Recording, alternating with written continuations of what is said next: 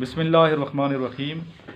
अल्लाहुम्मा सल्ली अला मुहम्मदिन व आलिहि व इत्रतिहि बियदि कुल्ली मालूमिन लकम। अस्सलाम वालेकुम तमाम ख़वातीन व हज़रात और मेरे अज़ीज़ तलबा व तलबात। आज 5 फरवरी 2021 है, कश्मीर डे है। और कश्मीर डे के हवाले से आप लोगों ने आज वीडियो बना के सेंड करनी है, मुझे शाम तक मिल जानी चाहिए। कश्मीर डे हमारा आज का टॉपिक है। आज के ये लेक्चर उन तमाम स्टूडेंट्स के लिए बड़ी अहमियत का हामिल है जो इस time initial test Pakistan army, Pakistan air force, Pakistan navy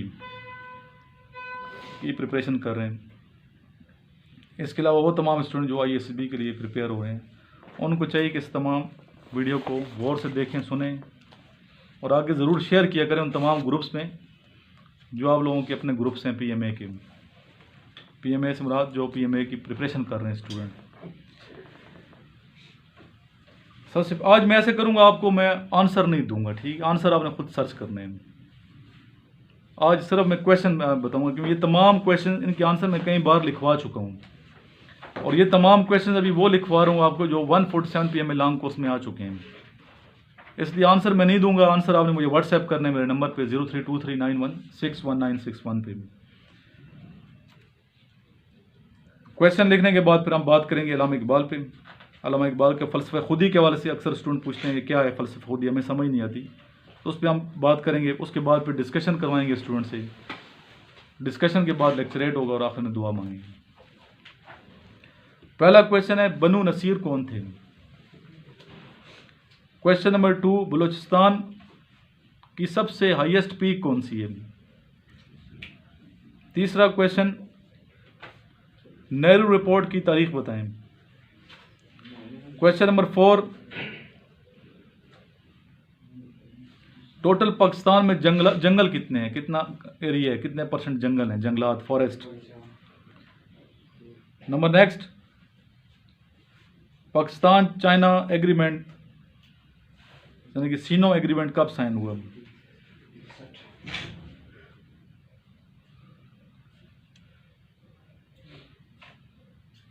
Saifullah किन का टाइटल है?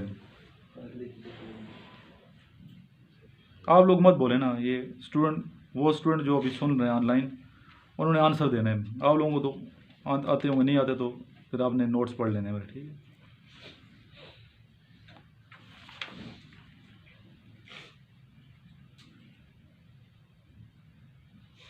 पाकिस्तान के 5वें सदर का नाम बताएं। 5th president of Pakistan.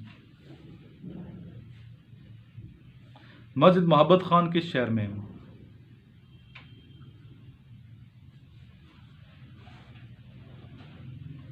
Next है, ओलंपिक गेम्स जो है ना, ओलंपिक गेम पाकिस्तान में कब हुई? इसके अलावा ओलंपिक गेम का आगाज़ कब किया गया? इंट्रोडक्शन इसका बताना है कि कब, किस कंट्री ने, किस मुल्क से इसका आगाज़ हुआ ओलंपिक का, और डेट बतानी है कब ये, किस सन में ओलंपिक गेम आगाज़ इसका हुआ। उर्दू हिंदी तनाज़ा, इस हवाले से आपने बताना है कि इसकी डेट पूछी गई थी कि स्टार्ट कब हुआ ये उर्दू, और किस शहर से ये तनाज़ा स्टार्ट हुआ।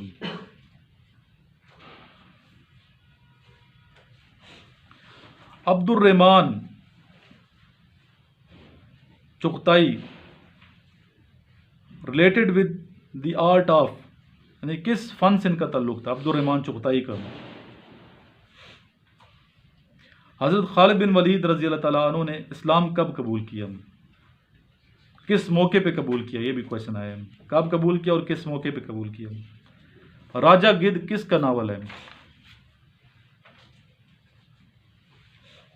फिर इसमें कुछ डायरेक्शन वाले क्वेश्चन आए थे, डायरेक्शन वाले, उनके जो इंटेलिजेंट टेस्ट में डायरेक्शन वाले क्वेश्चन पूछे गए, बच्चों ने बताया।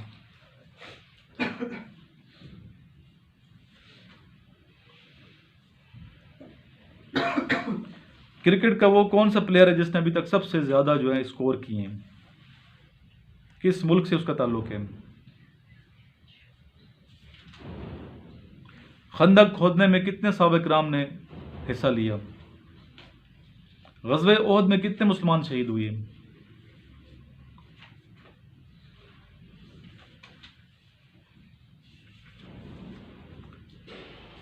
First democracy was presented by, Pakistan की बात हो रही है। A book purchased in 30 and sold in 40. Tell the percentage of profit. ये क्वेश्चन आया, बार बार आया। जंग यमामा में कितने मुसलमान शहीद हुए? मार्टायर्ड कितने हैं? 31 दिनों के कितने महीने हैं? 12 महीनों में 31 दिन जिसमें होते हैं। सबसे बड़ी लेक झील दुनिया की कौन सी है? कहाँ वाक़ है?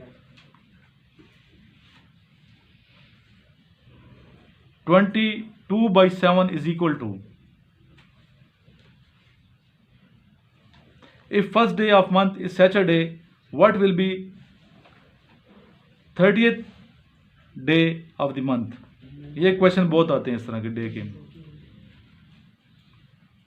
शेप ऑफ बास्केटबॉल, बास्केटबॉल की शेप कैसी है? Who give SAARC idea? SAARC का आइडिया किसने दिया? ग़ज़वे तबूक कब हुआ?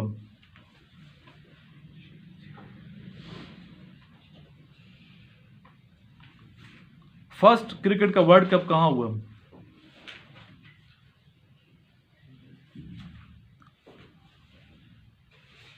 ऑब्जेक्टिव रेजोल्यूशन, इसकी डेट बताइए।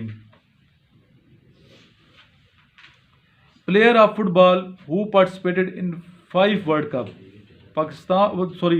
फुटबॉल का वो कौन सा प्लेयर है जो 5 वर्ल्ड कप में सर जिसने पार्टिसिपेट किए? मिस्र कब फतह हुआ?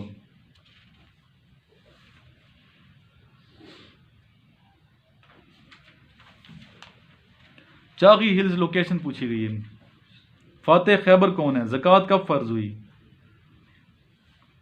Lahore resolution is also known as, Lahore जो करार लाहौर है उसको दूसरा नाम क्या है? ग़ज़वे बदर में कितने जो काफिर हैं वो कत्ल हुए, हलाक हुए? गंदारा कहाँ वाक़ है? गंदारा तहजीब किधर है? किस शहर से किस शहर तक गंदारा तहजीब है?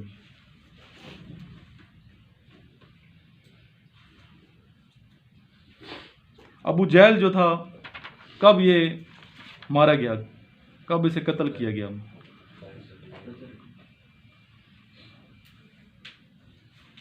जनरल परवेज मुशर्रफ ने कौन सा डैम बनाया? फर्स्ट गवर्नर जनरल पाकिस्तान कौन है? बाबू सर पास कनेक्ट किस शहर को किस शहर से कनेक्ट करती है? नांगा पर्वत कनेक्ट्स, यानी किस के साथ इसकी कनेक्शन है? नागा पर्वत जो पहाड़ है। Which country was the first to accept defeat during World War II? किस सूरत में 2 दफ़ा बिस्मिल्लाहिर्रहमानिर्रहीम है? हज़रत अमीर माविया रज़ी अल्लाह ताला अन्हु के वालिद का नाम क्या है? अच्छा, ड्यूरलैंड की लंबाई कितनी है? रेड क्लिफ लाइन की लंबाई कितनी है? शाहराह रेशम किधर है? इसकी लंबाई कितनी है? मर्दों में सबसे पहले इस्लाम किसने कबूल किया? मीनिंग ऑफ जिहाद, फर्स्ट वाइफ ऑफ हज़रत मोहम्मद मुस्तफ़ा सल्लल्लाहु अलैहि वसल्लम, जन्नतुल बकी किधर है? अटक का पुराना नाम पूछा गया। इस्लाम से पहले खाना काबा में कितने बुत थे? ये तमाम वो क्वेश्चन हैं जो 17 नवंबर 2019 को आए हैं। 17 नवंबर 2019 को ये क्वेश्चन आए हैं। इंशाल्लाह नेक्स्ट 18 नवंबर के हम लिखवाएंगे आपको। इनके तमाम के जवाब आप लिखें, नोट्स में मैंने सारे मेंटेन किए हुए हैं। तो नोट्स भी जिन स्टूडेंट के पास नहीं है मंगवाएं मेरे से नोट्स। नंबर मैंने दिए होता है हर वीडियो के, अभी बताया नंबर मैंने 0323916161। इस पर कॉल करके नोट्स मंगवाएं। अगर आप व्हाट्सएप ग्रुप का हिस्सा नहीं है तो अपना नाम, शहर का नाम लेके व्हाट्सएप करें, इसी नंबर पे आपको लिंक सेंड कर दिया जाएगा। अब बात करेंगे हम अल्लामा इकबाल रहमतुल्लाह अलैह पे। अल्लामा इकबाल के हवाले से बहुत से नज़रियात हैं, बहुत से क्वेश्चन हैं, बहामात हैं, शकूक व शुबहात हैं स्टूडेंट के जो ख़त्म नहीं हो रहे। अल्लामा इकबाल का फ़लसफ़े खुदी अक्सर इंटरव्यू में, CSS के इंटरव्यू में पूछा जाता है कि फेवरेट शायर कौन सा है, तो स्टूडेंट का एक ही जवाब होता है अल्लामा इकबाल। कैडेट कॉलेज में बच्चा जाता है ना 8वीं क्लास में, तो वो भी अल्लामा इकबाल ही कहता है। जिस तरह क्रिकेट कॉलेज के बच्चे एक शेर सुना रहा होता है कि कोई शेर सुना तो वही सुनाता है, खुद ही को कर बुलंद इतना कि यार तकदीर से पहले खुदा बंदे से खुद पूछे बता तेरी रजा के। वही CSS के लिए जो अपील होता है वो वही शेर सुना रहा होता है। जिसको कुछ नहीं आता वही ये शेर सुनाते हैं। इस शेर के अलावा भी अशार आने चाहिए ना। अगर इकबाल आपका फेवरेट शायर है तो आपको इसके अलावा भी तो शेर आने चाहिए। पहला क्वेश्चन ये कि खुदी क्या है। अगर डिक्शनरी में देखा जाए तो खुदी का मतलब तकब्बर या गुरूर है। लफ्जी मतलब तकब्बर या गुरूर का मतलब है कि खुद का बड़ा हुआ एहसास। लेकिन अल्लामा इकबाल के नज़दीक खुदी तकब्बर या गुरूर के मानी में हरगिज़ इस्तेमाल नहीं हुआ, बल्कि खुदी क्या है, अल्लाह रब्बुल इज़्ज़त ने इंसान को बेताशा सलाहियतों से नवाजा है। बहुत सी सलाहियतें हमें मौजूद है कि इंसान के अंदर इन सलाहियतों की शनाख्त का नाम, इनकी पहचान का नाम, इनके इरफान का नाम क्या है, खुदी है। इरफान से क्या मुराद है, पहचान से क्या मुराद है कि इन सलाहियतों को अल्लाह ताला के बताई हुए रास्ते मुताबिक इस्तेमाल करना। अगर अल्लाह के रास्ते के मुताबिक इस्तेमाल नहीं करेंगे, शैतान के इब्लीस के बताई हुए रास्ते के मुताबिक इस्तेमाल करेंगे तो वो भी खुदी है। लेकिन उस खुदी को क्या कहेंगे, शैतानी खुदी कहेंगे। और जो अल्लाह ताला के बताई हुए रास्ते के मुताबिक उन सलाहियतों का इस्तेमाल करता है उसे क्या कहेंगे, यज़दानी खुदी कहेंगे। एक शैतानी खुदी है, एक यज़दानी खुदी है। अल्लामा इकबाल जिस खुदी का जिक्र करता है वो कौन सी खुदी है, यज़दानी खुदी है। इंसान जब इस दुनिया में आता है, अब इस हल्का से उसका शऊर पुख्ता होता है, बच्चे से लड़का बनता है, बचपन से लड़कपन में आता है, तो अपने ऊपर गौर करता है कि यार मैं जो हूँ जिस्मानी लिहाज से दीगर मखलूक़ात से मुख्तलिफ हूँ, मैं अक्ल रखता हूँ, शऊर रखता हूँ, मेरे अंदर ज़्यादा सलाहियतें हैं, तो अपने ऊपर गौर करता है। इसको क्या कहते हैं, इरफान ज़ात। खुदी के 3 लवाज़मात हैं, 3 दर्जे हैं। पहला दर्जा क्या है, अपनी ज़ात को पहचानना, इरफान ज़ात जिसे कहते हैं। दूसरा है, जो ही उसके शऊर मज़ीद पुख्ता होता है, स्टेज गुजरती है, एज की, उम्र की, रफ्ता रफ्ता ज़िंदगी गुजरती है, कायनात पे गौर करते हैं कि सूरज चाँद सितारे एक सिस्टम के तहत चल रहे हैं, ये कायनात है, ठीक है, अल्लाह ताला की, ये समंदर है, ये दरिया, ये पहाड़ हैं। तो उसको दर्जों कहते हैं इरफान कायनात, कि कायनात की शनाख्त रखना। फिर मज़ीद पुख्ता उसकी अकल होती है, फिर अल्लाह ताला की ज़ात पर उसका यकीन हो जाता है कि ये पूरी कायनात जो है ये किसी ताकत के बगैर नहीं वजूद में आई, किसी ताकत के बगैर चल नहीं सकती। उसे कहते हैं इरफान इलाही। 3 दर्जे हैं, 3 लवाज़मात हैं इसके, इरफान ज़ात, इरफान कायनात और तीसरा इरफान इलाही। जब तीनों मदारिज कंप्लीट हो जाते हैं तो उसे हम कहते हैं ये शख्स जो है खुदी वाला है, ये शख्स मर्द मोमिन है।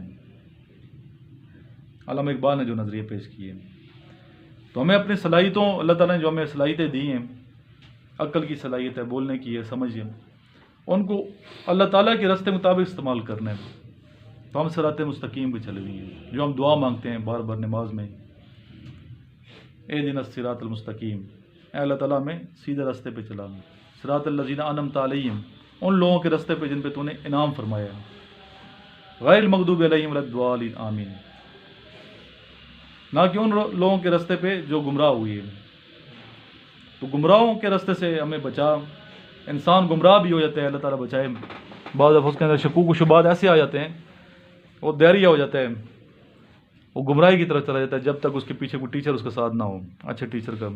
तो रिलीजियस टीचर आपके पास ज़रूर होने चाहिए, रिलीजियस टीचर से दोस्ती होनी चाहिए जो आपको सही समझाए। फॉर एग्ज़ाम्पल कौन से रिलीजियस टीचर हैं, अगर हम बात करें जेलम की बात करें, जेलम के जो मेरे स्टूडेंट हैं, प्रोफेसर इरफानुल हक साहब बैठे हुए हैं वहाँ पे।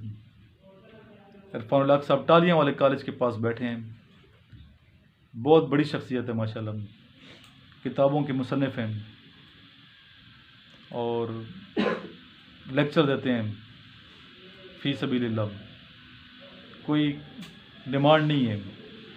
रोज़ाना की बुनियाद पे हज़ारों लोग उनसे मिलने जाते हैं, हर जुमरात को लंगर भी तकसीम होता है उधर। पहले ये बैंक मैनेजर थे जावेद चौधरी, जो एक्सप्रेस वाले थे, उन्होंने कॉलम लिखा था सियासी लोगों के बाबे में।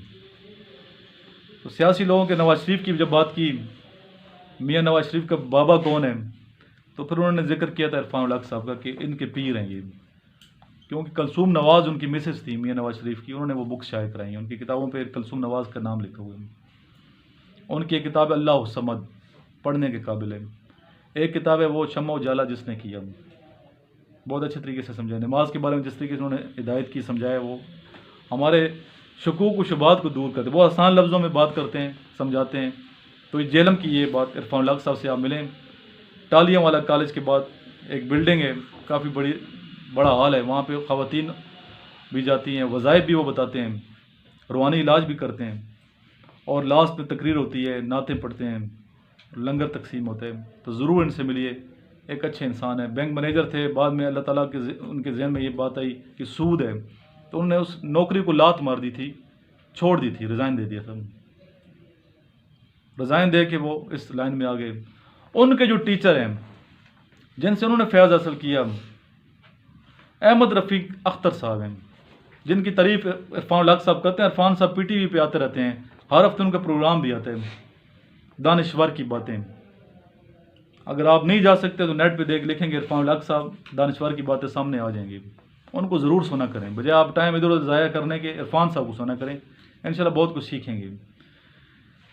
उनके जो टीचर हैं, एक बुज़ुर्ग हस्ती प्रोफेसर अहमद रफ़ीक अख्तर साहब, गुजर खान वाले, तो आजकल वो बीमार हैं, दिल के पेश मरीज़ हैं।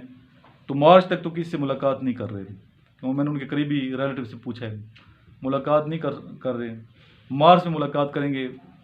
तो मुख्तलिफ़ जगहों पे ये जाते हैं, मुख्तलिफ़ बड़े बड़े लोग इनको इनवाइट करते हैं, वहाँ जाके स्पीच करते हैं। बुज़ुर्ग हस्ती हैं, इनसे आप मिलें, अगर मिल सकते हैं मुलाकात कर सकते हैं, नहीं तो नेट पे इनकी बहुत सी वीडियोज़ हैं।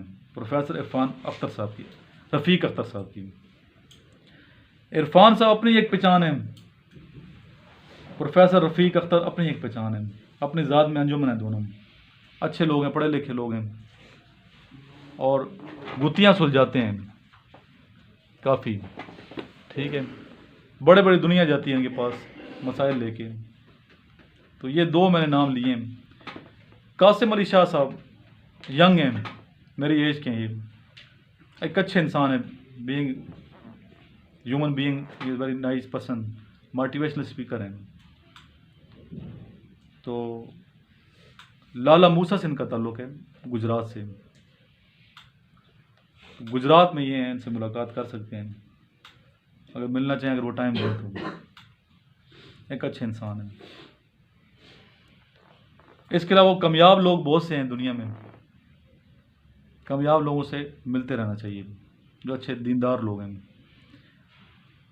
अगर कोई वो मज़ीद पूछना चाहता है पेशावर में कौन से टीचर बैठे हैं रूहानी तौर पे, लाहौर में कौन से हैं, तो मैं आपको नाम बता सकता हूँ, फिंगर टिप्स में नाम, मैं सारों से मिलता रहता हूँ, मुलाकात है मेरी। तो अच्छे इंसान का नाम बताऊँगा कि ख़ुद प्रैक्टिकल बामल शख्स है। तो एक अच्छे इंसान की सोहबत होगी तो इंशाल्लाह ताला काफ़ी सीखेंगे। तो इरफान साहब को स्पेशली मैं ये कहूँगा कि आप सुनें, इरफान साहब को सुनना चाहिए, आप काफ़ी कुछ सीखेंगे इरफान साहब से, क्योंकि इरफान साहब तो काफ़ी एनर्जेटिक हैं, और वीडियोज़ वगैरह इनकी अपलोड हो रही हैं, PTV पर इनके प्रोग्राम होते हैं, वो भी आपको चाहिए कि सुनें। कोई किसी किस्म का क्वेश्चन है, इबाम है, कायनात के बारे में, अल्लाह ताला की ज़ात के बारे में, तो आप वो क्वेश्चन, बड़े बड़े लोग जाते हैं तो वो ऐसे तरीके से समझाते हैं कि उसके तमाम शकूक शुबात दूर हो जाते हैं, अकीदा पुख्ता हो जाते हैं इंशाल्लाह। तो उनसे मिलना चाहिए इरफान साहब से। तो इरफान साहब एक असासा हैं, ज़रूर उनसे मिलें। प्रोफेसर रफ़ीक अख्तर साहब एक असासा हैं पाकिस्तान का, उनसे आप मिलें। इशफाक अहमद साहब थे, बहुत अच्छे टीचर थे, फौत हो गए, अल्लाह ताला उन्हें बख्शे। तो इशफाक साहब भी इरफान साहब के पास जाते थे, बाबे का जिक्र करते थे अक्सर वो किताबों में। तो बाबा कौन था, ये इरफान साहब थे जिनका वो जिक्र करते हैं। तो अक्सर वो किताबों में भी उनका जिक्र है इशफाक साहब की। तो इन लोगों से मिलते रहना चाहिए, अच्छे लोगों से। तो खुद ही के हवाले से कुछ शेर पढ़ूंगा मैं, 10 मिनट मेरे पास मज़ीद हैं, उसके बाद फिर आपकी तरफ में आ जाऊँगा। ये मौज नफ्स क्या है, तलवार है, खुदी क्या है, तलवार की धार है। पानी पानी कर गई मुझको कलंदर की ये बात। तू झुका जब गैर के आगे, न तन तेरा न मन। नक्श हैं सब ना तमाम खूने जिगर के बगैर। नगमा है सौदाए खाम खूने जिगर के बगैर। खूने जिगर से क्या मुराद है, खुदी का जिक्र कर रहा है शायद। गाफिल ना हो खुदी से कर अपनी पासबानी। शाहिद किसी हरम का तू भी आस्ताना। विसाल माँ विसाल अंदर फिराकस्त। किश्वती गिरा गैर अज नजर नेस्त। गोरे कम कुर्दा गोशे दरियास्त। व लेकिन आब बहर आब गोर नेस्त। खुदी का सिर नहा ला इलाहा इल्लल्लाह। खुदी है तैग फिसां ला इलाहा इल्लल्लाह। अगरचे बुत हैं जमात की आस्तीनों में, मुझे हुक्म अज़ां ला इलाहा इल्लल्लाह। कोई अंदाज़ा कर सकता है इसके ज़ोरे बाजू का। निगाह मर्द मोमिन से बदल जाती हैं तकदीरें। नेक्स्ट, ये 50 शेर मैं सुना रहा हूँ आपको, 50 कम अज़ कम, और सारे खुद ही के हैं। अब मैंने इकट्ठे किए, मेहनत की है, खुद अपने हाथ से लिखे हैं, अलग अलग किए हैं शेर। अमल से ज़िंदगी बनती है जन्नत भी जहन्नम भी। ये खाकी अपनी फितरत में न नूरी है न नारी है। खुदी क्या है राज़े दुरूने हयात। खुदी क्या है बेदारी कायनात। खुदी का नशेमन तेरे दिल में है, फलक जिस तरह आँख के तिल में है। फ़र्द कायम रब्ते मिल्लत से है तन्हा कुछ नहीं। मौज है दरिया में और बैरून दरिया कुछ नहीं। कनात न कर आलमे रंग बू पर। कनात न कर आलमे रंग बू पर। चमन और भी आशियाँ और भी हैं। तू शही है परवाज़ है काम तेरा। तेरे सामने आसमां और भी हैं। इसी रूज़ व शब में उलझ कर ना रह जा। ये रोज़ नहीं होता, लफ्ज़ रूज़ है असल में। इसी रूज़ व शब में उलझ कर ना रह जा कि तेरे ज़मान व मकान और भी हैं। वही शेर, खुदी को कर बुलंद इतना कि हर तकदीर से पहले खुदा बंदे से खुद पूछे बता तेरी रज़ा क्या है। ए तायर ला होती उस रिस्क से मौत अच्छी, जिस रिस्क से आती हो परवाज़ में कोताही। खुदा के आशिक तो हैं हज़ारों, बनों में फिरते हैं मारे मारे। मैं उसका बंदा बनूंगा जिसको खुदा के बंदों से प्यार होगा। तू राज़िकुन फ़काएँ अपनी आंखों पर आया हो जा। खुदी का राज़दां हो जा, खुदा का तर्जुमा हो जा। खुदी में डूब जा गाफिल, ये सिर्र ज़िंदगानी है। निकल कर हल्का शामो सहार से जा विदा हो जा। खुदी से इस तिलिस्मे रंग व बू को तोड़ सकते हैं। यही तौहीद थी जिसको न तू समझा न मैं समझा। इश्के बुतां से हाथ उठा अपनी खुदी में डूब जा। इश्के बुतां से हाथ उठा अपनी खुदी में डूब जा। नक्शो निगार देर में खूने जिगर न कर तलफ। खुदी वो बहर है जिसका कोई किनारा नहीं। तू आबजू इसे समझा अगर तो चारा नहीं। तेरी जिंदगी इसी से, तेरी आबरू इसी से। जो रही खुदी तो शाही, ना रही तो रूसियाई। खुदी है तो आपकी शाही है, बादशाह है आप। अगर खुदी नहीं है तो रूसियाई बदनामी है। किसे नहीं है तमन्नाए सरवरी, लेकिन खुदी की मौत हो जिसमें वो सरवरी क्या है। राई जोरे खुदी से पर्बत। राई एक छोटा सा दाना होता है, अगर राई में खुदी पैदा हो जाए जोरे खुदी से पर्वत बन जाती है, ये पहाड़ बन जाते हैं। गैरत नहीं है खुदी, बात स्टूडेंट ये समझे गैरत कह रहे हैं। गैरत तो एक सिफ्त है खुदी की, खुदी एक वसी तस्वर है। सब राई जोरे खुदी से पर्वत, पर्वत जोफे खुदी से राई। पहाड़ में खुदी ना रहे तो वो राई भी नहीं है, उसका दर्जा कम हो जाता है। खुददार शख्स जो है ना किसी के आगे हाथ नहीं फैलाता, गैरतमंद होता है, खुदी वाला जो होता है। फिर शहीनी सिर्फ वो पैदा करता है, शहीन की अलामत लाए इस हवाले से। फिर इकबाल क्या फरमाते हैं, खुदी व इल्म से महकम तो गैरत जिब्रील, अगर वो इश्क से महकम तो सोरे इसराफील। उसकी खुदी अभी शामो सहर में असीर, गर्दशे दौरा का है जिसकी जुबान पे गिला। अल्लाह वाला ये नहीं गिला करता सर्दी बहुत है या आज गर्मी बहुत है, हर हाल में अल्लाह का शुक्र अदा करते हैं। आशिक जो होता है अल्लाह का, चिलचिलाता नहीं है छोटी सी बात पे, ववेला नहीं करता। सर्दी जैसे हम कहते हैं सर्दी बहुत है आज गर्मी, गिले अल्लाह से करते हैं। अल्लाह वाला गिला नहीं करता कि इसकी खुदी है अभी शाम सहर में असीर, गर्दशे दौरा गया है जिसकी जुबान पे गिला। खुदी की जलवतों में मुस्तफ़ाई, सल्लल्लाहु अलैहि वसल्लम। खुदी की खलवतों में किबरियाई, खुदी के ज़ोर से दुनिया पे छा जा, मकाम रंग बू का रास पा जा। जोरे ज़िंदगी ये इश्क, जोरे ज़िंदगी ये इश्क, जोरे इश्क है खुदी, आके है ये तेग तेज़ पर्दगी ये न्याम अभी। फरिश्तों का गीत एक नज़म है, वो आप पढ़ें, उसमें ये शेर है, नज़म लिखी है फरिश्तों का गीत। खुदी के साल में उम्र जावेदां का सुराग, खुदी की सोच से रोशन है उम्मतों के चिराग। ये मौज नफ्स क्या है तलवार है, ये मौज नफ्स क्या है तलवार है, खुदी क्या है तलवार की दार है। खुदी क्या है राज़े दुरूने हयात, खुदी क्या है राज़े दुरूने हयात, खुदी क्या है बेदारी ये कायनात। साकी नामा नज़म में ये शेर है। खुदी शेर मौला जहां इसका सैद, खुदी तो शेर मौला है, खुदी शेर मौला जहां इसका सैद। शेर मौला हज़रत अली अलैहिस्सलाम को कह दिए कि पूरी खुदी है, मतलब ये उनका इस्तियारे के तौर पे आ गए यहाँ पे कि खुदी शेर मौला जहां इसका सैद, पूरा जहां इसने सैद कर दिया, शिकार किए। ज़मी इसकी सैद आसमां इसका सैद। जो मर्द मोमिन होता है शेर मौला है, मिसाल दी है, ज़मीन और आसमान उसके कब्ज़े में खुदी की बदौलत। अल्लाह क्यों उसके साथ है। आसमां में राह करती है खुदी, सैद महरुमा करती है खुदी। फिर इकबाल क्या फरमाते हैं, जावेद के नाम नज़्म है, आपका बेटा था जावेद इकबाल, कि मेरा तरीक अमीरी नहीं फ़कीरी है, खुदी ना बेच गरीबी में नाम पैदा कर। ज़माने में झूठा है उसका नगी, जो अपनी खुदी को परखता नहीं। खुदी आपकी एक नज़्म है छोटी सी, उसमें कहते हैं खुदी को न दे सेम ज़र के एवज़, खुदी को न दे सेम ज़र के एवज़, दौलत के एवज़ खुदी नहीं बेचनी आपने, नहीं शोला देते शरर के एवज़। जिंदगानी है सदफ कतरे नेसा खुदी, वो सदफ क्या जो कतरे को गोहर कर न सके। हो अगर खुद नगर हो खुद गर हो खुदगीर खुदी, ये भी मुमकिन है कि तू मौत से भी मर ना सके।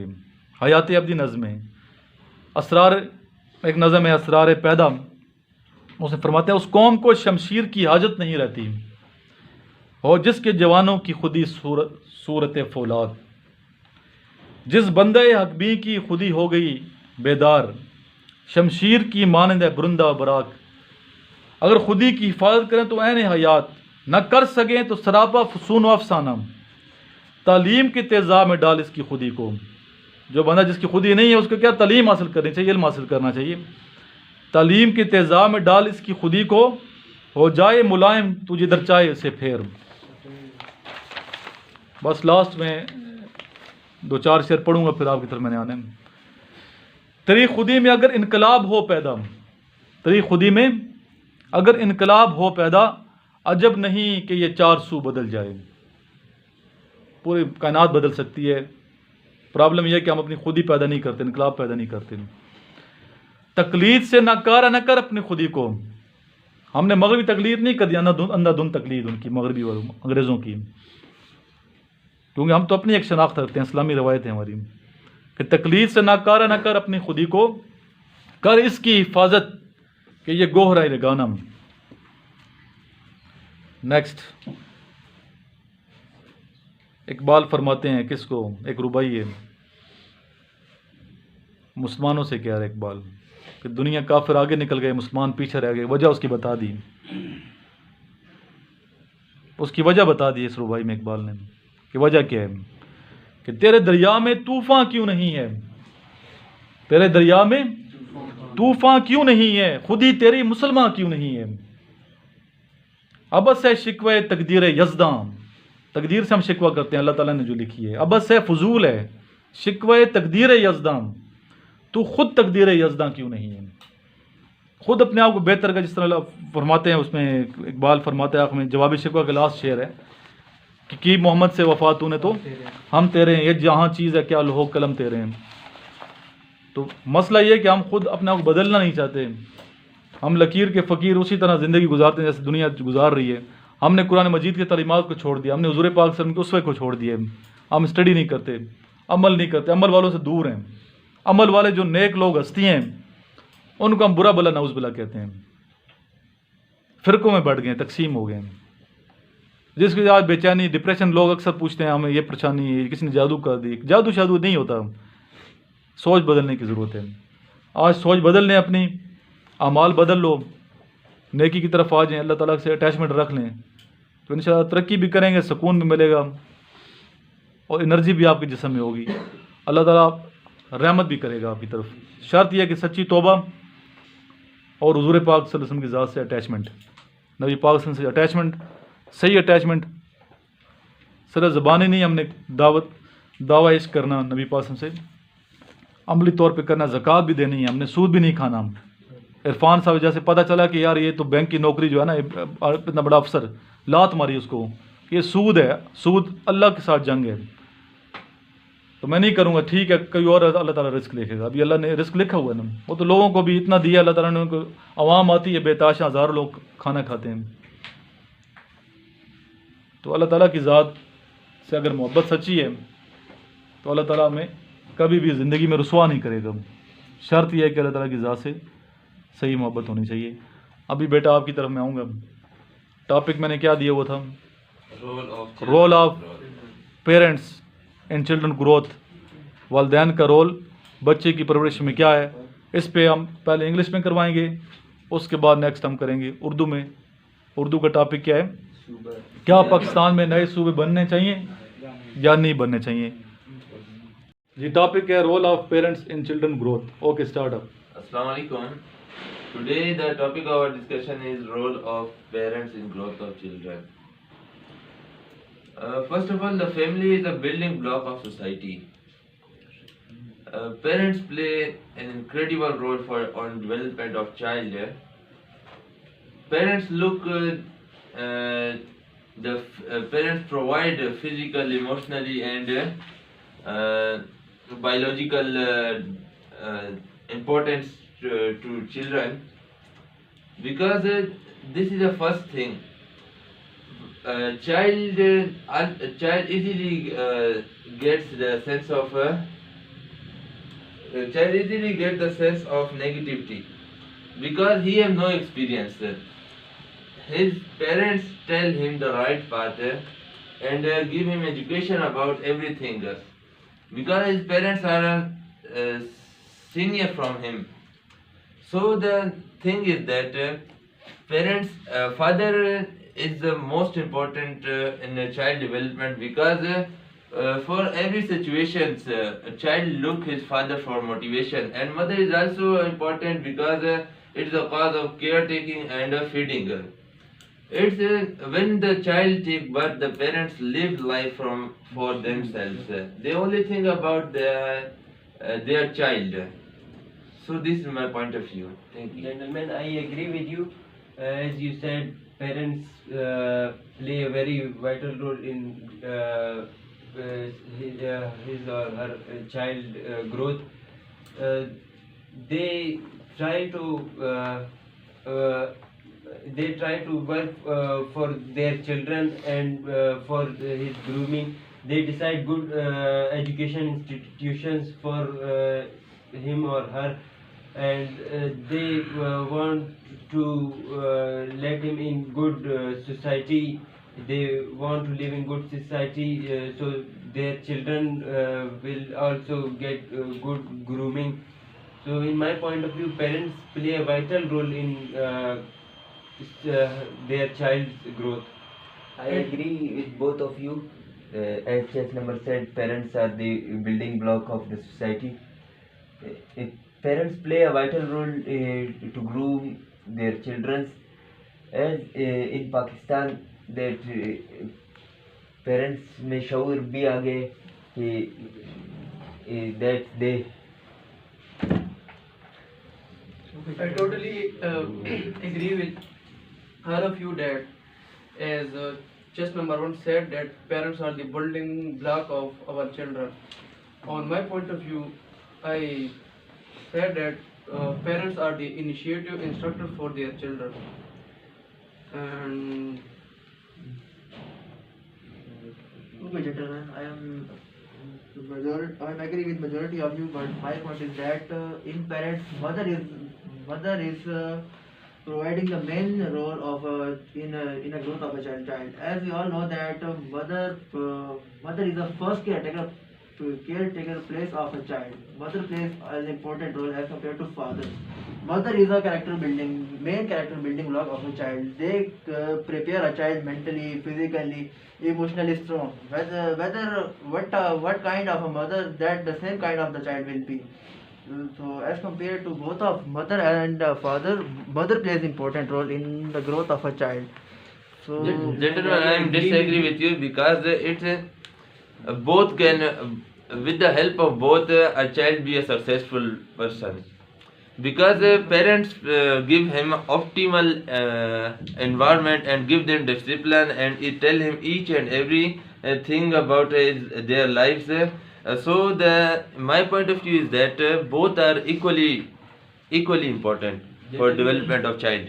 Gentlemen, I agree with both of you, but Afnan is right that mother plays a vital role than father, because their children spend a lot of time with mother than father, because father goes out of town or out of home to work and get money for the home, and mother is always with the children, and children always learn from mother more than the father. Thank you. Gentlemen, I agree with you. Our parents doing a big role for their childrens. When we give birth from our childhood, from that time, our parents told us importance of education, or importance of behavior, how to treat with our elders.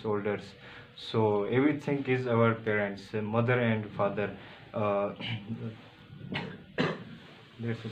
Gentlemen, my point of view is that both are equally responsible for their children grooming, because as just number one said that father is a motivation for their children, is a matlab father is a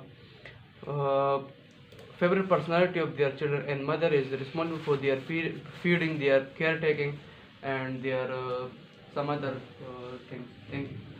Thank you, gentlemen. As like you say, all of you describe this topic.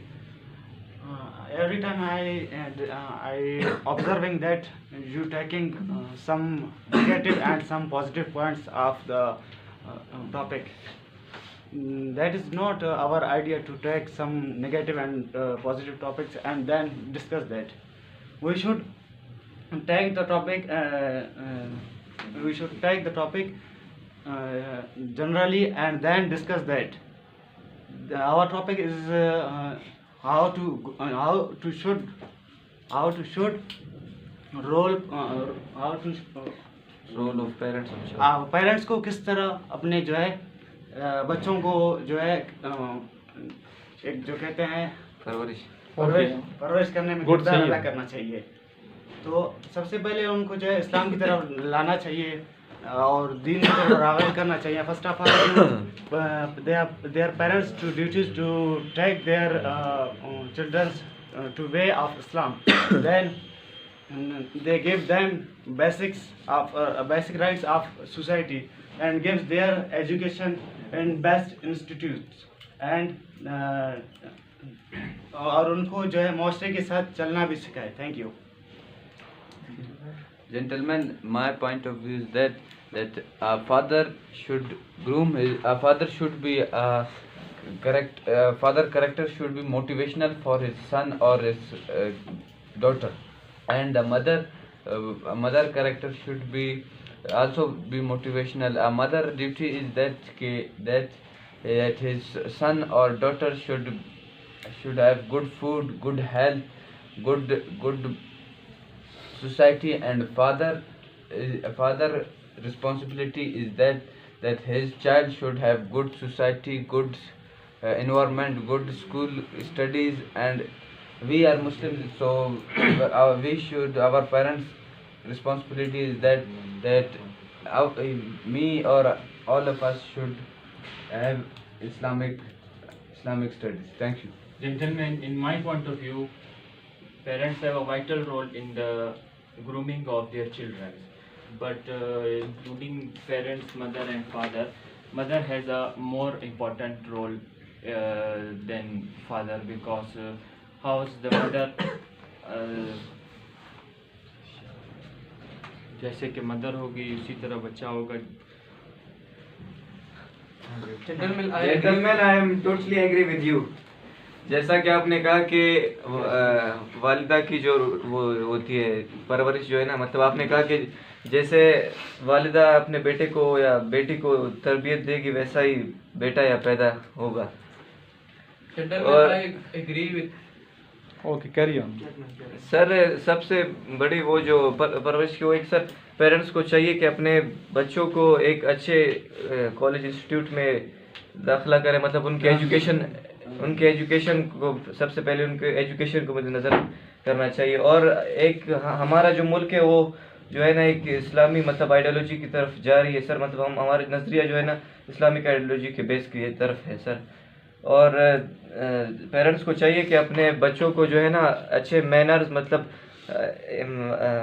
माशरे में बैठने और उठने बैठने के अच्छे तरीके से सिखाए सर, और गुड मैनर्स करें. Thank you.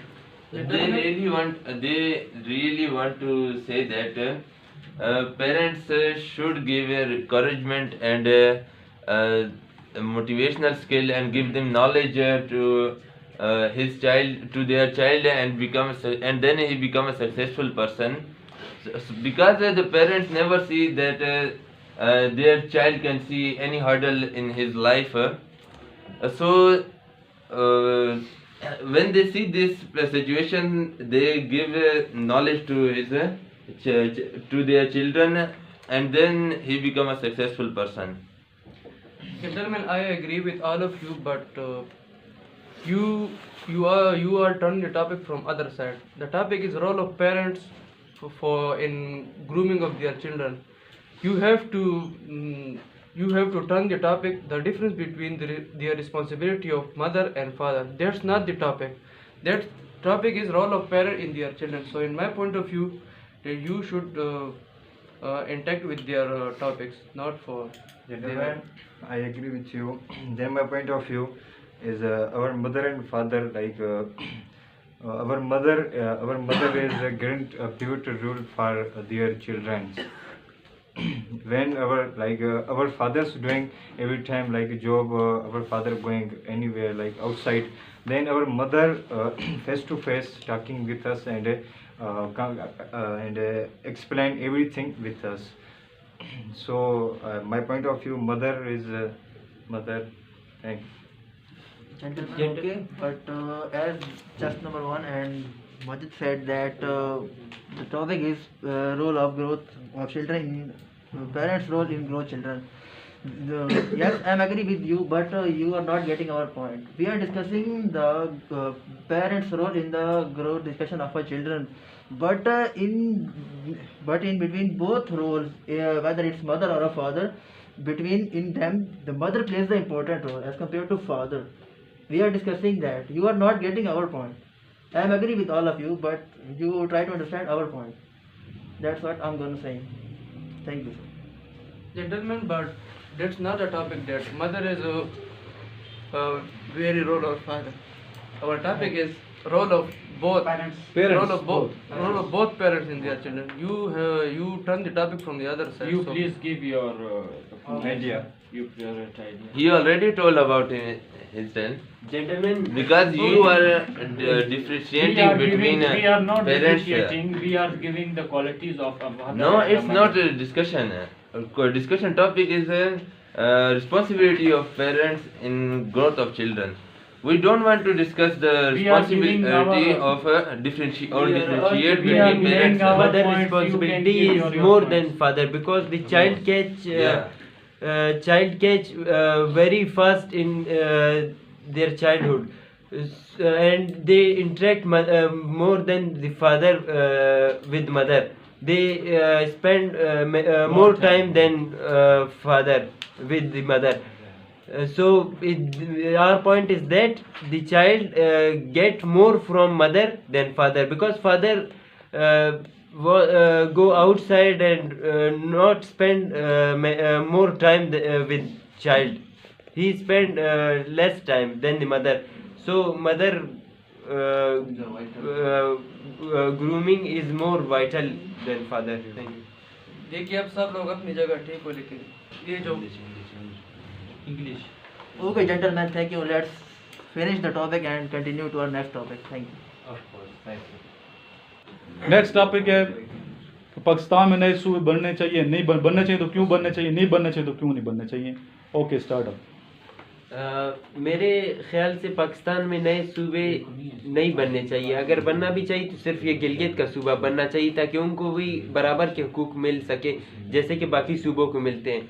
अगर हम ज़्यादा से ज़्यादा सूबे बनाएंगे तो इससे लोगों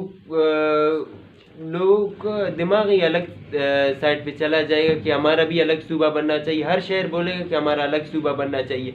तो मेरे पॉइंट ऑफ व्यू ये है कि अलग सूबे और ज़्यादा सूबे नहीं बनने चाहिए। सिर्फ अगर बनना भी चाहिए तो गिलगित का सूबा बनना चाहिए, ताकि लोगों को उनके गिलगित के लोगों को भी बराबर के हकूक़ मिल सके। जेंटलमैन, मैं इस बात से आपकी बिल्कुल डिसएग्री करता हूँ। जैसे कि अगर हम लोग पंजाब की सूबे को देखें, पंजाब की सूबे का जो 10% आबादी है वो लाहौर में है, और जो सबसे ज़्यादा फंड जिधर मिल रहा है वो भी लाहौर में मिल रहा है। इस तरह जो है ना, अगर जनूबी पंजाब की आजकल बात हो रही है, अगर जनूबी पंजाब बन जाए तो उसका अलग से गवर्नमेंट होगा और उसके भी अलग से फंड्स होंगे, और इस तरह वो जो पसमानदा इलाका है जनूबी पंजाब का वो भी जो है ना तरक्की करेगा। और इसी तरह अगर जितने डिवीजन, इस तरह हम लोग डिवीजन को जो है ना वो बना सकते हैं सूबा, लेकिन ओके, करिए आप बोलें। सर, मेरे पॉइंट ऑफ व्यू में पाकिस्तान में नए सूबे बनाने चाहिए। इसकी वजह ये होगी कि जो सूबों के अभी जो 4 सूबे हैं उनके जो काम है वो डिवाइड होंगे ज़्यादा सूबों में, और इसकी वजह से ये होगा कि जो फंड्स आते हैं वो सूबों में तकसीम होंगे। इसकी वजह से काम में जो है डेवलपमेंट में, पाकिस्तान की डेवलपमेंट में बहुत अहम रोल होगा इनका, और सूबे बनाने चाहिए। जैसे कि हज़ारा लोग कह रहे हैं कि सूबा बनाए, तो उनकी भी बात माननी चाहिए। और भावलपुर है, उसको भी सूबा बनाना चाहिए। कराची इंटीरियर सूबा बनाना चाहिए, उनको भी चाहिए कि वो सूबा बना दे, ताकि इससे सर हमारी पाकिस्तान के डेवलपमेंट में बहुत फ़र्क पड़े। बिल्कुल सर, जैसे इन्होंने बात की बिल्कुल मैं इनसे इत्तेफाक रखता हूँ। सूबे बनने चाहिए, क्योंकि सर देखें, जब हमारे मुल्क में ज़्यादा सूबे बनेंगे तो उतने ज़्यादा तरक्याती काम होंगे इसमें। और अभी हमारा जो बजट है वो 4 या 5 हिस्सों में तकसीम हो रहा है।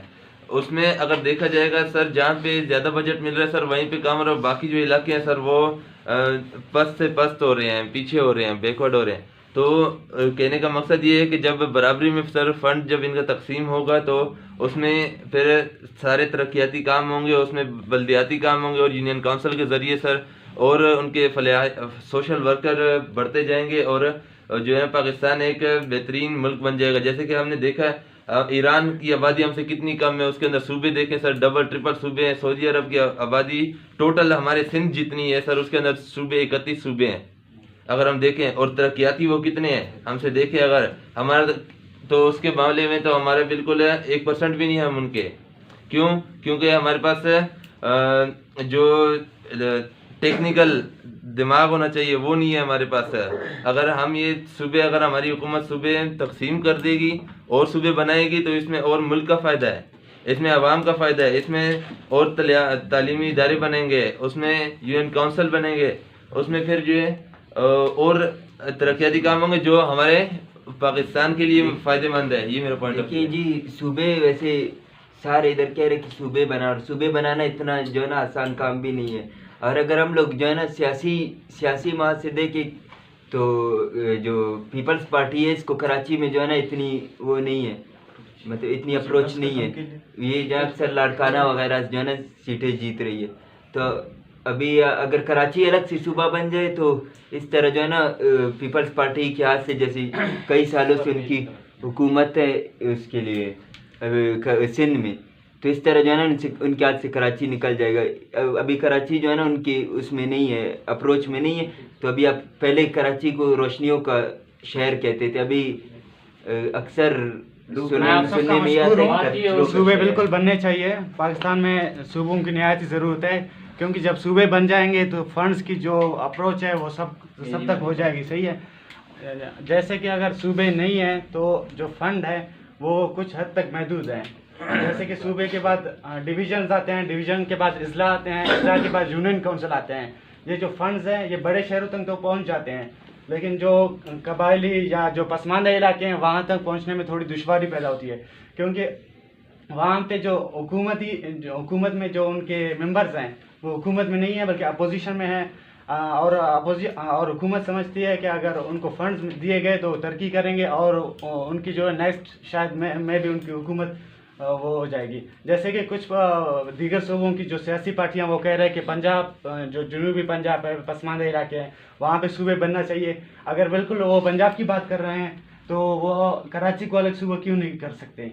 इसमें बहुत सारी दुश्वारियाँ हैं, क्योंकि अगर वो कराची को अलग सूबा बनाएंगे तो शायद उनको अगली हुकूमत से जो है हाथ धोना पड़े। इसलिए जो सियासी जो पार्टियां वो अपनी मकासद को सोच कर मुद्देनज़र रखते हुए वो अलग सूबे नहीं बनाना चाहते, लेकिन जो है अभी ये वफाकी हुकूमत है ये बहुत कोशिश कर रही है। और जो है पंजाब के पसमानदा इलाके हैं वहाँ पे जो है बाकायदा सेक्रेटरीट कायम किया गया है और उम्मीद जाहिर की जा रही है कि अगले चंद सालों में जो है जनूबी पंजाब में नया सूबा बनना चाहिए। और जिस तरह बलूचिस्तान इन चीज़ों का बहुत जो है पसमानदा रहा है, बहुत शिकार रहा है, कि मैं इधर सिर्फ हुकूक की बराबरी की बात नहीं करूँगा, मैं बात ये करूँगा कि जिसको जितना चाहिए उतना ले ले। अगर एक को बहुत ज़्यादा चाहिए तो वो उतना ही ले ले। यानी अगर पंजाब को बहुत ज़्यादा एक चीज़ की ज़रूरत है तो वो बलूचिस्तान से गैस ज़्यादा ले सकता है। ऐसा नहीं है कि बलूचिस्तान में गैस ज़्यादा है और बलूचिस्तान इस्तेमाल करे, जिसको जितना चाहिए उतना ही ले ले। सिर्फ यहाँ पे बराबरी की बात नहीं होना चाहिए। शुक्रिया। Gentleman, thank you. मैं आप सबकी राय पर इत्तेफाक करता हूँ, लेकिन इससे हटकर मेरी ये राय है कि अगर हम दिन पर दिन सूबे बनाएं तो हमारा मकसद ये होना चाहिए कि आम इंसान को भी हम वो सहूलियात दे सकें जो एक शहरी को मिल रही है, चाहे वो एक देहात में रहता है, गाँव में रहता है, चाहे उसका छोटा कस्बा क्यों ना है, उसको वो सहूलियात देनी चाहिए। इसलिए अगर हम देखें तो अगर हम इस लिहाज से अगर सूबे पे सूबा बनाए जाए कि हर इंसान को वो ज़रूरियात मिल सके तो फिर तो ठीक है। अगर हम सूबे पे सूबा बनाए जाए और उस इंसान को वो ज़रूरियात ना पूरी कर सके उनके, तो फिर क्या फ़ायदा है सूबों का? कहीं ना कहीं हमें ये भी देखने को मिलता है अगर हम सूबे बनाए जाएँ तो इससे कहीं ना कहीं सूबा परस्ती भी फैलने का खतरा है। लोगों में, दो मुख्तलिफ सूबों के लोगों में ये इख्तलाफ भी कहीं ना कहीं रहता है कि तुम इस सूबे के नहीं हो, हमारा इख्तलाफ रहता है वगैरह वगैरह। कोई ऐसी चीज़ें देखने को आई हैं सामने। हम सब ही पाकिस्तान हैं, हम सबसे पाकिस्तान है। देखिए हम जो भी हैं, जैसे कि हमें मिलजुल कर रहना चाहिए इसमें, चाहे सूबे बने या नहीं बने।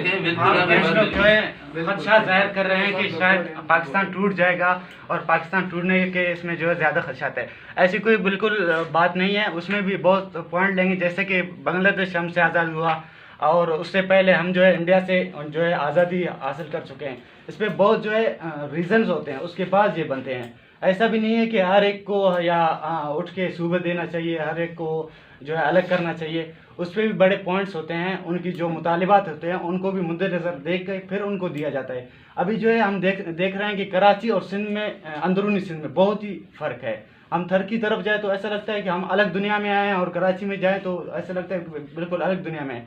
तो इन दो शहरों में जो दो इलाके आप कह सकते हैं, दो रीजन कह सकते हैं, इसमें बहुत फ़र्क है। इसी तरह लाहौर में जाए और अंदरूनी पंजाब में जाए, वहाँ पे भी बहुत ज़्यादा डिफरेंस है। तो मैं ये नहीं कहूँगा कि कोयटा और बलूचिस्तान कोयटा को अलग सूबा करना चाहिए और बाकी बलूचिस्तान को अलग सूबा करना चाहिए, ऐसा हरगिज़ नहीं है। वहाँ पे ऐसा भी नहीं है कि वो कोयटा के लोग मुतालिबा कर रहे होंगे कि हमें अलग सूबा दिया जाए, ऐसा बिल्कुल नहीं है। लेकिन जहाँ पे ज़्यादा डिफरेंस है, जहाँ पे ज़्यादा मुतालिबात है, जहाँ पे बिल्कुल जो है रहन सहन के तरीक़ेकार अलग है, वहाँ पे बिल्कुल सूबे बनने चाहिए। जिस तरह गिलगित का है वो तो अलग सिस्टम है, वहाँ पे टेरिटरी सिस्टम है। लेकिन बाकी मैं बात करूँगा जनूबी पंजाब की और ख़ासकर सिंध की, तो वहाँ पे भी सूबे बनने चाहिए। और बावलपुर का जो लोग कह रहे हैं वहाँ पे भी बनने चाहिए। थैंक यू जी। मैं आप सबसे मुत्तफिक हूँ कि पाकिस्तान में नए सूबे बनने चाहिए। इससे ये होगा कि अनएम्प्लॉयमेंट में कमी होगी, मतलब जितने ज़्यादा सूबे बढ़ेंगे उतने ही सूबों में तरक्याती काम होंगे। तो उसको मतलब आप सबको पता है कि हर सूबे के अपने सीट्स होते हैं मुख्तलिफ शोबाजात में, तो जितने ज़्यादा सूबे बढ़ेंगे उतने सीट्स भी ज़्यादा होंगे, मतलब स्टूडेंट्स के लिए, या एम्प्लॉयमेंट भी बढ़ेगी। मतलब जितने तरक्याती काम होंगे उतने मजदूर मतलब हर सूबे से आएंगे, तो अनएम्प्लॉयमेंट जेंटलमैन मैं सबसे एग्री होकर कहना चाहता हूँ कि सर जी जो कहना चाहते हैं बताएं शाबाश। जेंटलमैन मैं सबसे एग्री होकर कहना चाहता हूँ कि पाकिस्तान में सूबे बनना चाहिए, क्योंकि जब सूबे बनेंगे तो तालीमी लिहाज से पाकिस्तान प्रोग्रेस मतलब के लाइन में आ जाएगा। और ओके नेक्स्ट। सर मेरे पॉइंट ऑफ व्यू से सबको एग्री करके पाकिस्तान में सूबे बनने चाहिए सर। जैसे ही पाकिस्तान में सूबे बनेंगे सर डेवलपमेंट ज़्यादा होगी पाकिस्तान की, सर फंड तकसीम होंगे ज़्यादा से ज़्यादा, सर डेवलपमेंट स्टडीज़ यूनिवर्सिटीज़ बनेंगी सर, ज़्यादा से ज़्यादा लोग तालीम हासिल करेंगे सर। जैसे ही सब ने कहा कि सिंध और पंजाब में नए नए सूबे बनने चाहिए, तो सर बिल्कुल बनने चाहिए सूबे सिंध और पंजाब में, सिंध में भी बनने चाहिए और पंजाब में भी बनने चाहिए sir. Thank you. Okay gentleman, मेरे ख्याल में सूबे बनने चाहिए, क्योंकि अगर सूबे बनेंगे मज़ीद तो उसमें जो फंड है वो हर इलाके को पहुंचेगा सर, और हर इलाके पहुंचेगा और इसमें तरक्याती काम होते रहेंगे। और इसी तरक्याती काम में मज़दूर जो हैं वो ऐसे पड़े हुए हैं वो भी काम करेंगे और इससे बेरोज़गारी भी ख़त्म हो जाएगी सर। और थैंक यू। मेरा पॉइंट ऑफ व्यू ये है कि मेरा पॉइंट ऑफ व्यू ये है कि पाकिस्तान में नए सूबे बनने चाहिए, क्योंकि नए सूबे बनेंगे तो हर सूबे का एक अलग सीटें होती है, अलग फंड उनका बजट बनाया जाता है, हर चीज़ उसकी अलग हो जाती है, और हर चीज़ उसकी अलग हो जाती है। Okay next. यार सर मेरा पॉइंट ऑफ व्यू ये है कि पाकिस्तान में नए सूबे बनने चाहिए सर।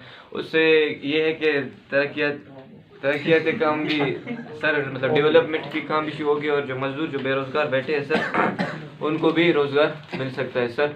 इसमें ओके कैरी ऑन सर, इसमें जो है ना डेवलपमेंट के काम भी बहुत ओके नेक्स्ट। शुक्रिया जी, जैसे आप सब लोगों ने इस टॉपिक पर जो है मजमून पर रोशनी डाली, और जैसे कि आप लोगों ने कहा कि पाकिस्तान में नए सूबे बनने चाहिए, आपने में से अक्सर लोगों ने यही कहा कि पाकिस्तान में सूबे बनने चाहिए। उसकी वजूहत ये है कि सबसे ज़्यादा वजूहत ये है कि बराबरी और हुकूक की पासदारी।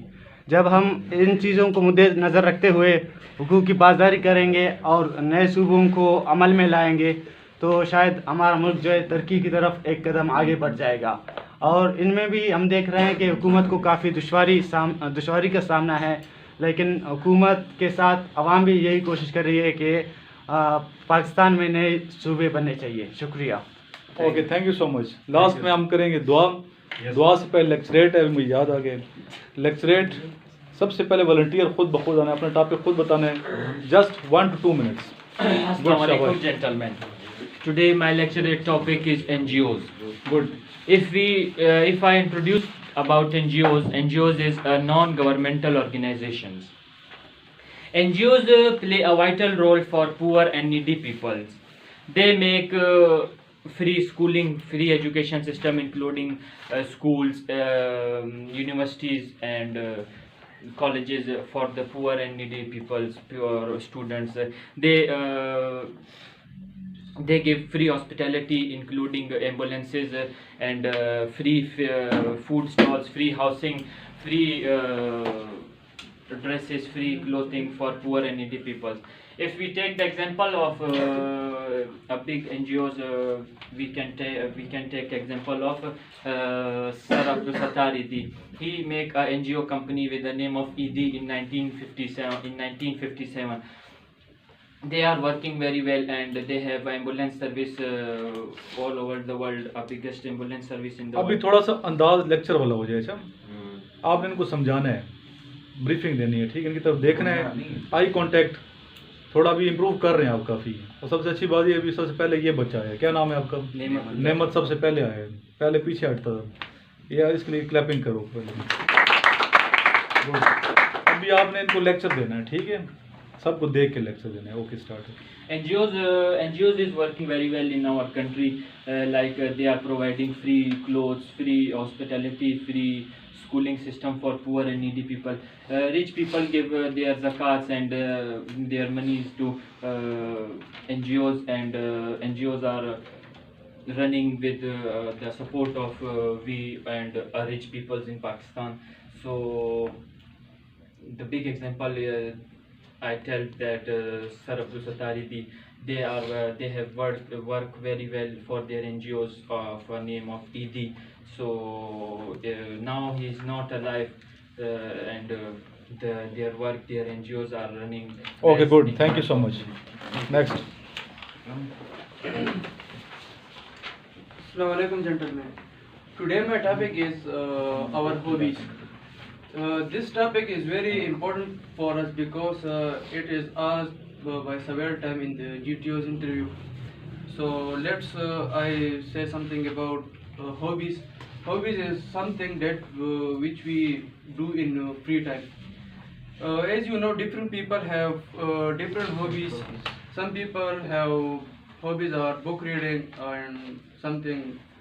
And nowadays, some people have PUBG mobile gaming. So my hobbies is gardening because it's give us a pleasure. Thank you, sir. Thank you. Next. Assalamu alaikum, gentlemen. Today the topic of my lecturate is internet a need of time or wastage of time? In my opinion, internet is a valuable source because we live in the modern world. Internet in today world, internet is our basic need. Internet make our life easier and give us everything about every problem, and give us a solution. So the internet play, in my opinion, internet is a need of time because I believe that it has advantages, but still it has also some disadvantages. So the need of internet for a student is that on internet everything is available for everyone. Student can search every problem, every solution of regarding their problems, and also search many things which are helpful for them. So the internet is the most important thing for today life. The disadvantages of internet are those and wastage of time, because people are watching movies and get negativity from internet, and playing games, etc. So these are the disadvantages, and we should remove it from our life. We always take a benefit from internet. Internet is a backbone of today world. I can say that. Okay, thank you. Assalamu alaikum, gentlemen. Today my lecture topic is, should government privatize all the industries or not? Gentlemen, according to me, government must privatize all the industries. There is a question why. Because the government of Pakistan does not have that much money and debt around $30,000 billion, and debt of $30,000 billion. So why it is important? What are the advantages of it? If government privatize all the industries, GDP and economy of Pakistan increases. Jobs increases, and thank you. Thank you. Next. Today my lecture topic is Pakistan big problems. First of all, I take the problem of Kashmir issue, which is a very big issue of Pakistan. This issue is with our neighbor country, India, which is also our biggest enemy. So, in my point of view, that war is not the solution of this issue. We have to solve this issue by dialogue or go to the international organization like UNO, and they have to solve it because these are peace organizations, and they have to solve it by dialogue. Otherwise, the last option is war. We have not another option other than war if it is not solved by dialogue. So another problem is our economy. As we all know that our economy is decreasing day by day. So Pakistani government should have to grow their import and exports. We have good agriculture and industries. We have to export. We have to rise our export, and by this our economy will rise up. And I have another highlight another problem, that is unemployment. Pakistan should have to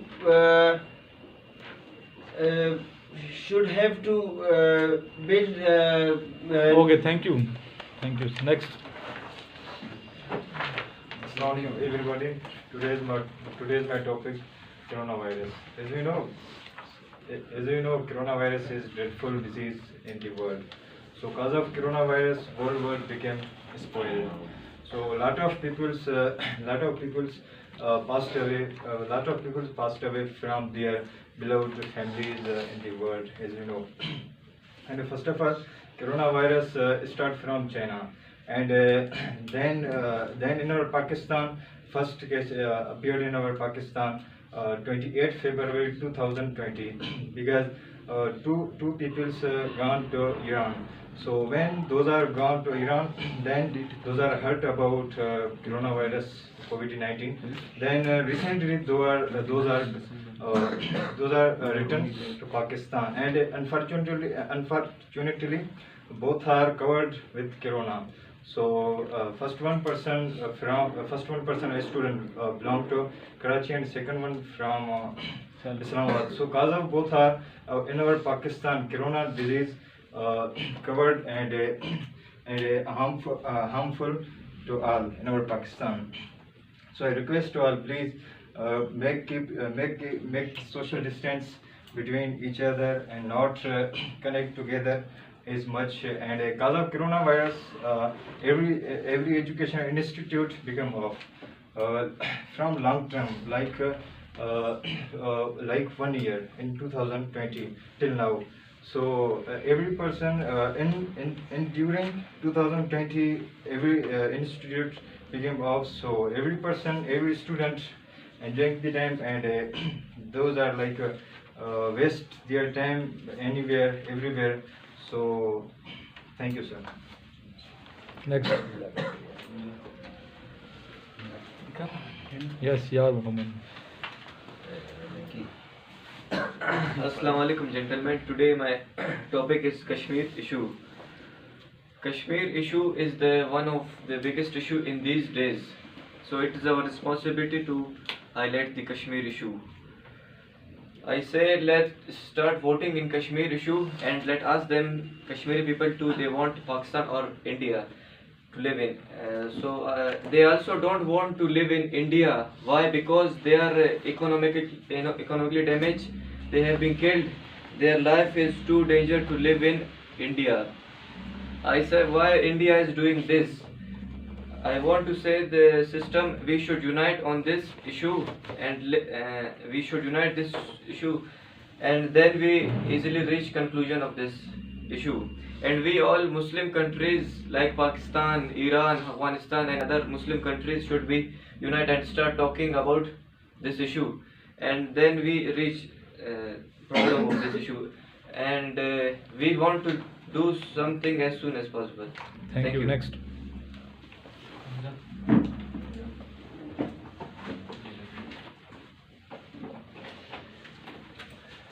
Assalamualaikum gentlemen. Today my topic is importance of sport. Sport will play an important role in our life, daily routine. Some important role in our daily routine. So we play sports to relax our mind and our body is strong and healthy. Healthy. Thank you. Okay next. आप बाद में आ जाओ, आप आ जाए पहले यार, ये अम्बल आ जाओ, आप आ जाओ बच्चे Assalamualaikum. इधर सामने ना। Assalamualaikum gentlemen. Today my topic is hard working. Hard working is a key to success. आपने इनको समझाना है, you are commander of them. Hard working is a key to success. Anything can possible with hard working. Anything is hard working. Hard working is very important in our human life. Hard working.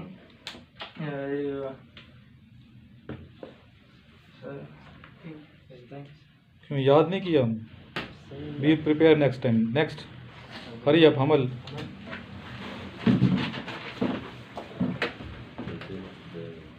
Today my topic of lecturate is time. Time is money, as we know that if a human being wants to be successful in his life, he should be punctual to time. Good. Eye contact. He is improving.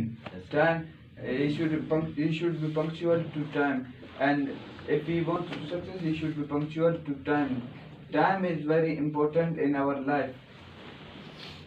Time is very important in our life. Okay, thank you. Next, Afnan. Last but not least. Last is remaining. Gentlemen, today my topic is Yom Takbir. Okay. Pakistan celebrated Yom Takbir on every year on 28th May or 28th of May. Pakistan became first Muslim country, nuclear country in the Muslim world. Due to Dr. Abdul Qadir Khan, Pakistan achieved the heights of the skies. Due to his hard work, Pakistan became nuclear power. Pakistan did 7 nuclear tests on the point of Chavi in Balochistan.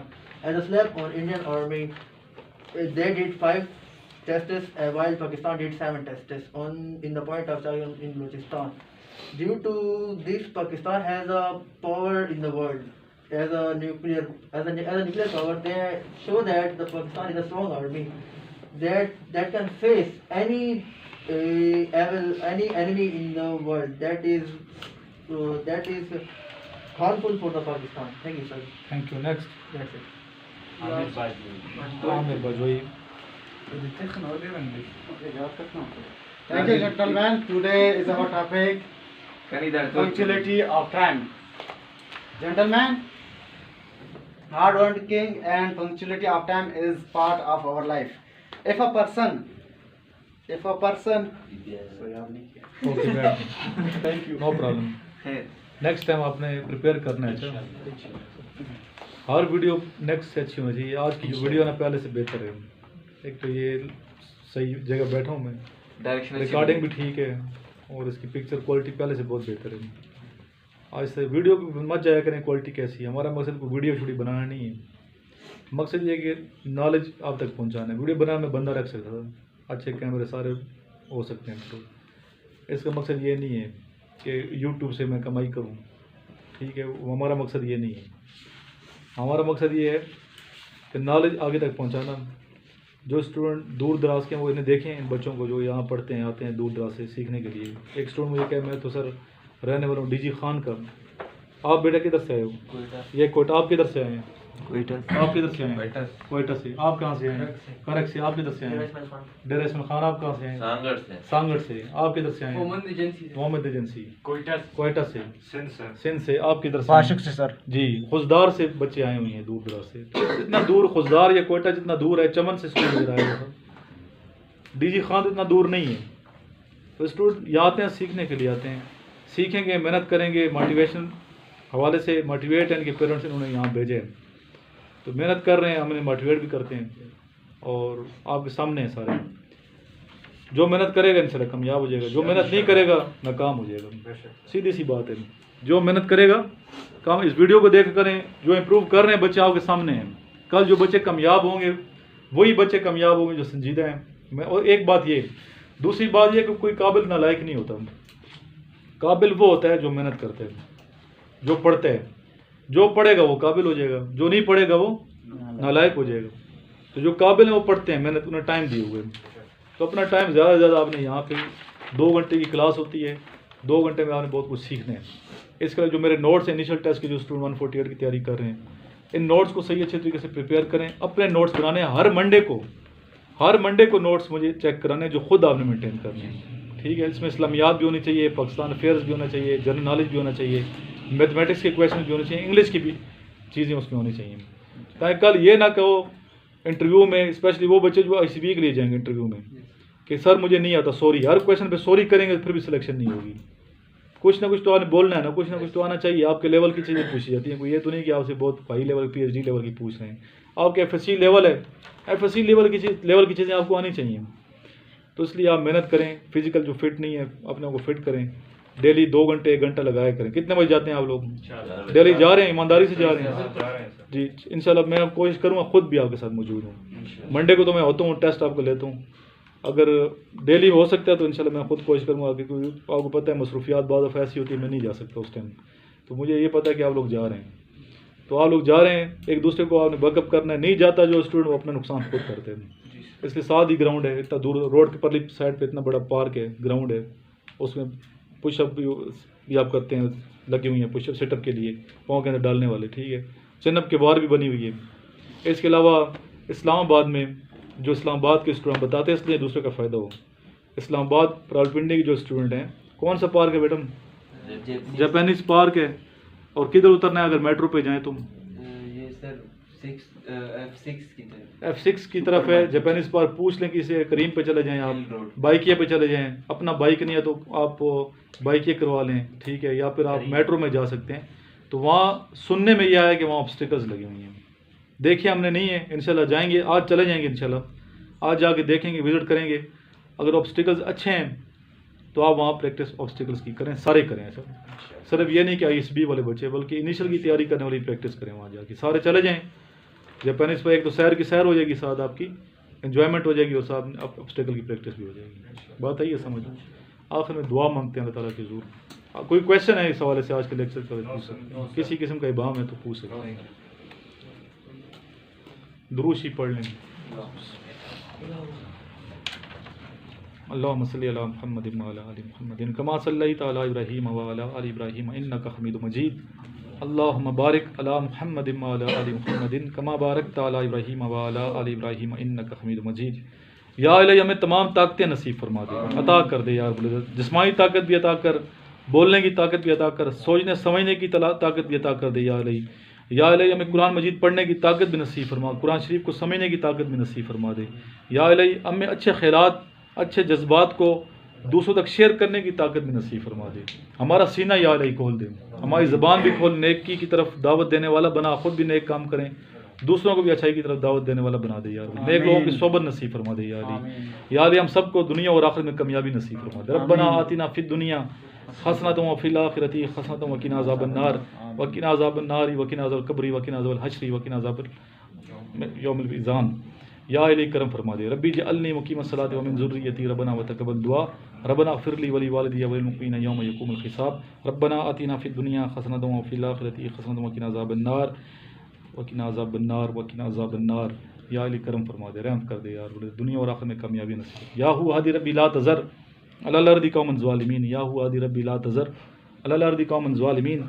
अल्लाहुम्मा सल्लि अला सय्यिदिना मुहम्मदिन व अला आलि सय्यिदिना मुहम्मदिन सलातन तुनज्जीना बिहा मिन जमील अहवालि वल आफ़ाति व तक़दीरुना बिहा जमील हाजात व तुताहिरुना बिहा मिन जमील सय्याति तरफ़ुना बिहा इंदका अला दरजात व तुबल्लिगुना बिहा अक़सल गायात मिन जमील खैराति फिल हयाति व अज़ल मवाति इन्नका मुजीबुद दावत राफ़िउद दरजात या कादिल हाजात या काफ़िल ममाति या दाफ़िल वलियात या हल्लल मुश्किलात यग़िस्नी यग़िस्नी यग़िस्नी या इलाही इन्नका अला कुल्लि शैइन क़दीर।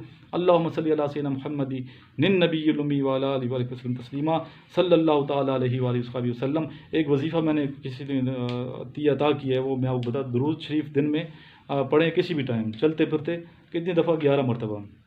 11 मरतबा दुरूद शरीफ पढ़ लें।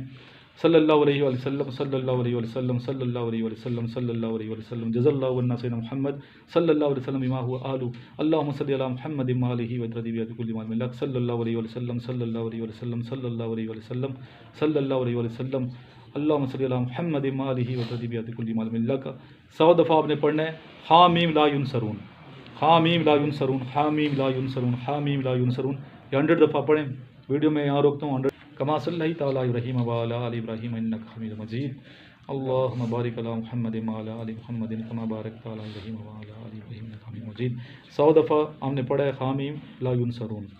अब आखिर 11 मरतबा दुरूद शरीफ, दुरूद इब्राहिमी पढ़ेंगे तो ज़्यादा फजीलत है, जो नमाज में पढ़ा जाता है। दिन में किसी टाइम भी बताया गया है कि आप पढ़ें।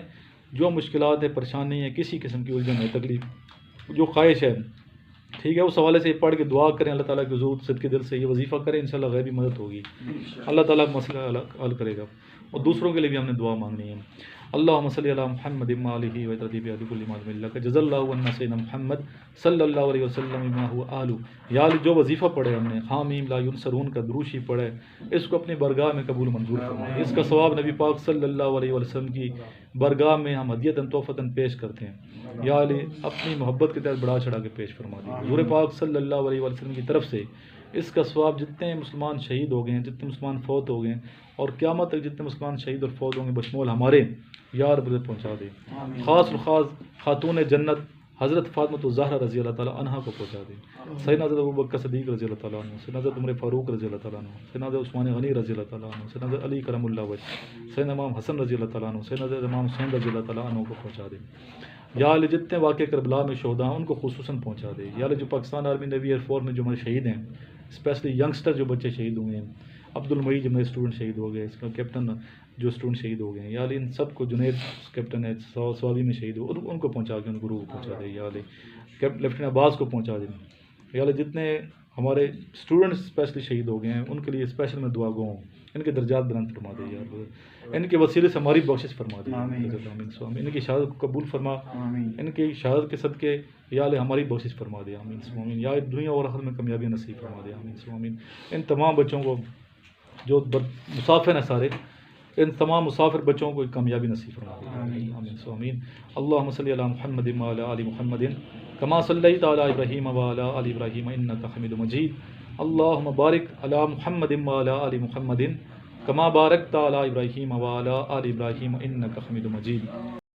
Start with the name of Allah, the merciful and beneficent. Assalamu alaikum friends. Today our topic, in our society, caused of abuses, richest or poorness. So my point of view, neither poorness or richest. The main cause and reason of abuses in our society. So in uneducated, the first is कि हम इस्लाम से दूर हैं और we not strongly attached with Islam because we are Muslims, we attach the Islams, and second is uneducated. So the two reasons in our the abuses in our society. So we improve two reasons like that. We improve on our personality like that. Every person who get educations and whose aim I get good job, but would not think के I fruitful our society and मेरी ज़ात से लोगों को फ़ायदा हो, या मैं बस एक, अगर कोई भी हमारे माशरे के अंदर अगर नौजवान नस्ल भी अगर एजुकेशन हासिल कर रही है तो दिस इज़ मेन रीज़न। मकसद ये उसका होता है I get job, but yes you get job, but आपका एक मतलब आपकी नीयत एक अच्छी हो, आप अपने माशरे के लिए कुछ मतलब करने का एक आपका जहन है, कोई जज्बा हो, तो automatically you can need money and other things you automatically provided, but you can do for better for our society and our country, for Pakistan. So main reason. और एक मुझे सही से याद तो नहीं है लेकिन आपने सुना होगा कि अल्लाह की रस्सी को मजबूती से पकड़ो, और ए मोमिनो अल्लाह की रस्सी को मजबूती से पकड़ो। बेशक तो हम इस्लाम के साथ बिल्कुल अटैच होना चाहिए और ताकि और हम दीन इस्लाम के ऊपर भी चलें, तो this is main cause. So we are improvement in our society. So this is my point of view. So इसी बात से मैं अपना टॉपिक का अख्ताम करता हूँ। अल्लाह हाफिज़।